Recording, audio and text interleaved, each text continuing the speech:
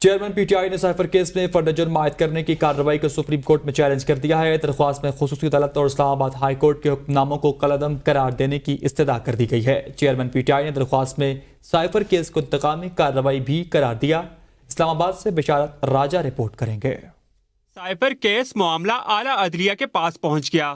Chairman P T I نے فرد جرم عائد کرنے کی کارروائی چیلنج کر دی۔ موقف اختیار کیا کہ مقدمات کا مقصد سیاسی انتقام کا نشانہ بنانا اور سیاسی طور پر تنہا کرنا ہے۔ ہائی کورٹ نے کیس نمٹا کر درخواست گزار کے ساتھ تعصب کا مظاہرہ کیا۔ خصوصی عدالت اور ہائی کورٹ کے حکم ناموں کو آئین و قانون کے خلاف بھی قرار دے دیا۔ سابق وزیر اعظم نے موقف اختیار کیا کہ مخالفین کی جانب سے سیاسی انتقام کا نشانہ بنایا جا رہا ہے۔ سیاسی انتقام کا دائرہ درخواست گزار کی سیاسی جماعت اور اتحادیوں تک پھیلا دیا گیا ہے۔ ریاستی مشینری جعلی مقدمات بنانے کے لیے قابل اعتراض مقصد کے تحت استعمال کی جا رہی ہے۔ درخواست گزار نے کہا کہ ٹرائل کورٹ نے عجلت کا مظاہرہ کرتے ہوئے فرد جرم عائد کرنے اور ٹرائل مکمل کرنے کی کوشش کی، جس سے ناقابل تلافی نقصان پہنچا۔ عجلت کی وجہ سے شفاف ٹرائل کے آئینی حق کی خلاف ورزی ہوئی۔ چارج فریم کرنے کی کارروائی نے سنگین سوالات کو جنم دیا۔ چیئرمین پی ٹی آئی نے سپریم کورٹ سے الزامات کا جواب جمع کرانے کی بھی استدعا کی۔